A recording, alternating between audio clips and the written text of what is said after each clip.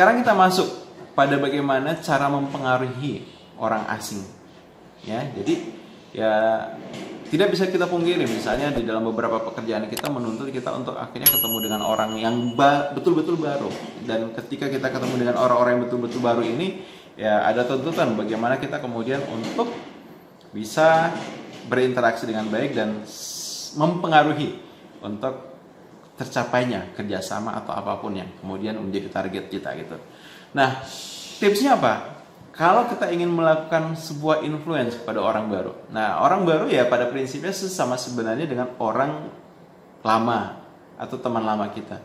Ya, dia juga akan mudah tergerakkan, terinfluence ketika misalnya dia ada unsur gambaran mental yang kita bisa ciptakan di dalam kepalanya, dan yang kedua ada unsur emosi di dalam penyampaian kita. Hanya saja permasalahannya adalah seperti ini. Bagi orang baru, karena kita bukan siapa-siapanya dia, kita tidak punya otoritas terhadap diri dia, atau dalam posisi kita belum saling mengenal, sehingga memberikan gambaran mental, menyentuh emosi itu adalah sesuatu yang tidak biasanya langsung bisa, ya. Kan aneh juga kan, misalnya mungkin baru ketemu dan kemudian kita sudah bicara secara intens dan mendalam, sudah menyangkut emosi, enggak juga itu. Maka apa yang harusnya kita lakukan untuk mempengaruhi orang lain? Nah, ilmu instant influence yang pertama adalah sebelum nanti kemudian kita memanfaatkan bagaimana psikologi orang bahwa dia tergerakkan oleh emosi, kemudian dia akan tergerakkan oleh gambaran mentalnya, ya kita lakukan yang namanya penyelarasan terlebih dahulu. Ya, penyelarasan terlebih dahulu. Apa itu penyelarasan? Jadi artinya seperti ini, Anda jangan ketika ketemu orang langsung kemudian menginfluence dia, tapi lakukan dulu pendekatan. Buat dulu penyelarasan, ya. Bangun keselarasan antara diri Anda dengan orang itu. Ingat ya di materi sebelumnya bahwa orang itu akan suka dengan orang yang menyukai dirinya. Atau orang itu akan sangat mudah percaya pada orang yang dianggap memiliki banyak kesamaan dengan dirinya. Maka membuat keselarasan adalah hal yang penting saat kita ingin menginfluence orang lain. Nah, buat keselarasan dalam bentuk apa atau seperti apa? Ya, jadi misalnya Anda bisa buat keselarasan dulu dalam bentuk postur, posisi tubuh.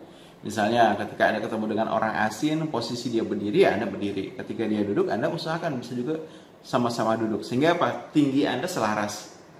Nah, ketika sudah selaras, terbuka lebih lebar peluang untuk saling berinteraksi. Tidak hanya posisi duduk ataupun berdiri, Anda juga bisa membangun keselarasan melalui apa? Melalui bahasa tubuh, ya, melalui bahasa tubuh. Anda perhatikan bagaimana bahasa tubuh orang tersebut.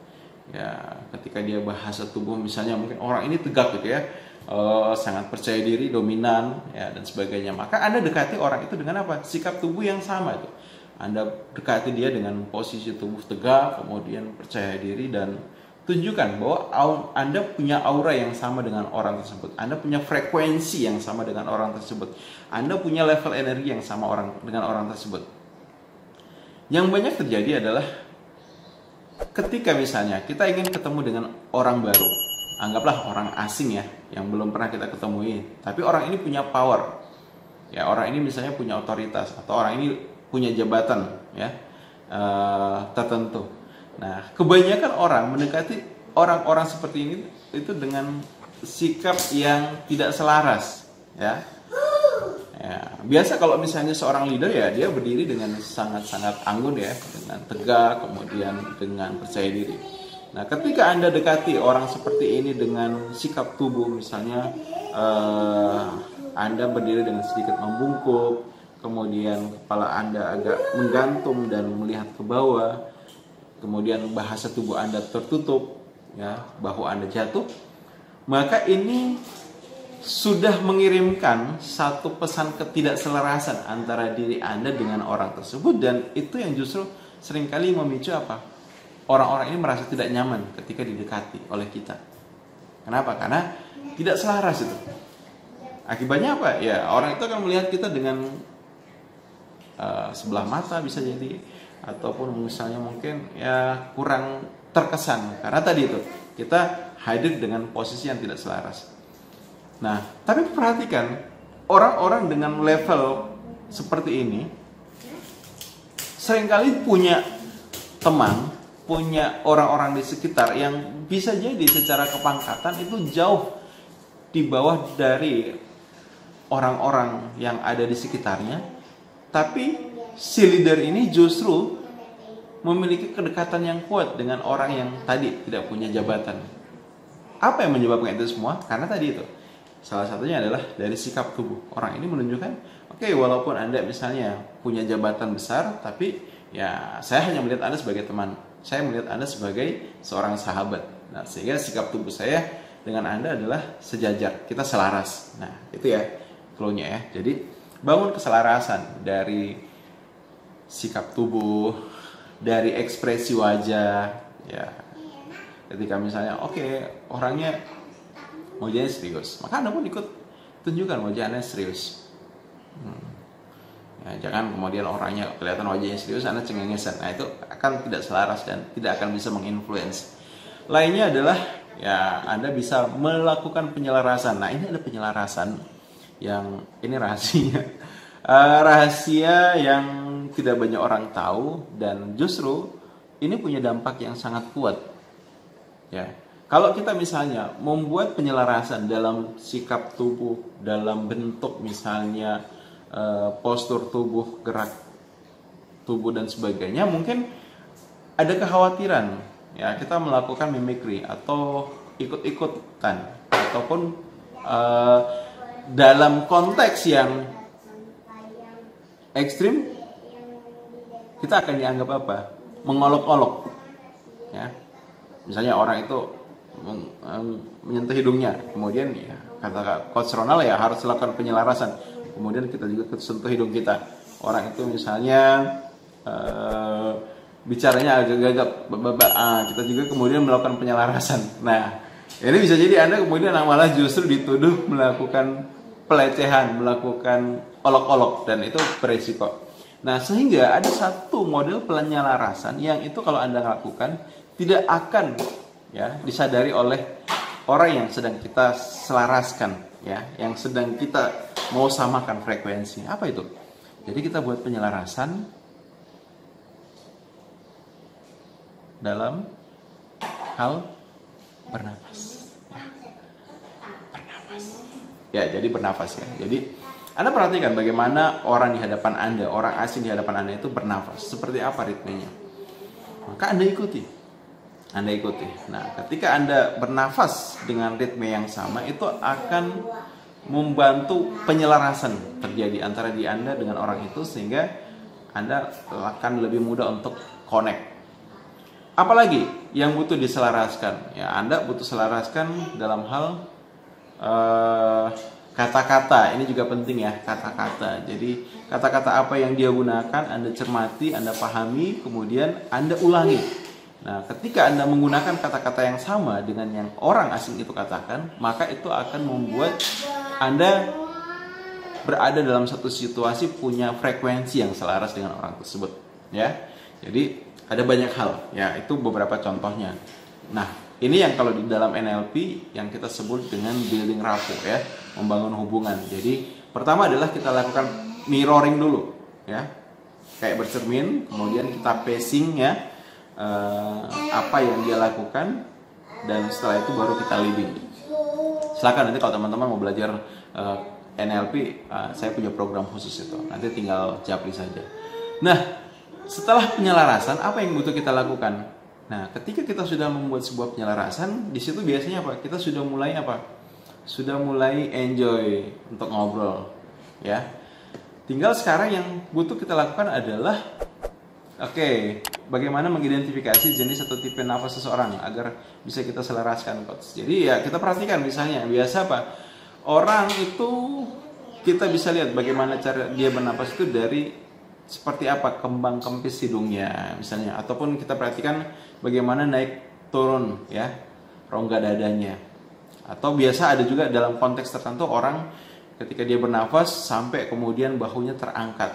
Nah, Nah, jadi kita lakukan. Nah, hanya saja, oke, saya butuh ingatkan ke teman-teman semua, saat melakukan penyelarasan jangan dibuat bersamaan. Kasih jeda paling tidak 2 detik lah. Tak tak gitu. Orang itu ketika misalnya dia tarik nafas, nah, kita kasih jeda 2 detik, baru kita tarik nafas juga. Nah, kita perhatikan dia bernafas dalam atau pendek. Maka kita samakan ya, seperti itu. Oke. Nah, setelah kita buat penyelarasan, langkah kedua yang kita butuh lakukan adalah bagaimana kita segera secepat mungkin dengan orang asing ini adalah membangun minat. Ya, temukan apa yang menjadi minat orang tersebut dan bangun keselarasan dalam minat. Temukan minat sejatinya. Ya, jadi seperti seperti apa misalnya kita bisa menggali minat seseorang. Ya, misalnya ya kita bisa menggali, oke, apa aktivitas rutinnya sehari-hari itu. Nah, bisa jadi ada orang yang kemudian akan bercerita selain dia bekerja, dia punya hobi tertentu. Nah, hobi itu bisa jadi adalah sebuah minat yang dia sukai. Atau Anda bisa juga tahu apa minat seseorang tidak harus dengan bertanya, tapi bagaimana dengan memperhatikan, ya, memperhatikan kondisi. Bisa jadi dari cara dia berpakaian ataupun tempat dia berada. Misalnya kita berkesempatan datang ke kantornya atau datang ke rumahnya. Ya, ketika Anda datang ke kantornya, Anda bisa lihat misalnya ada apa di kantor tersebut yang kemudian Anda bisa jadikan sebagai pengantar untuk membangun satu keselarasan dalam minat. Ya, jadi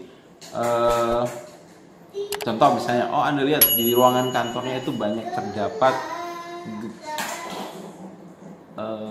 tumbler misalnya, tumbler tapi dengan tulisan dari berbagai macam negara. Nah, Anda bisa menebak, ini berarti biasanya apa kalau tumbler seperti ini adalah oleh-oleh ataupun merchandise. Nah, jadi Anda bisa bangun keselarasan dengan apa? Dengan menunjukkan minat yang sama.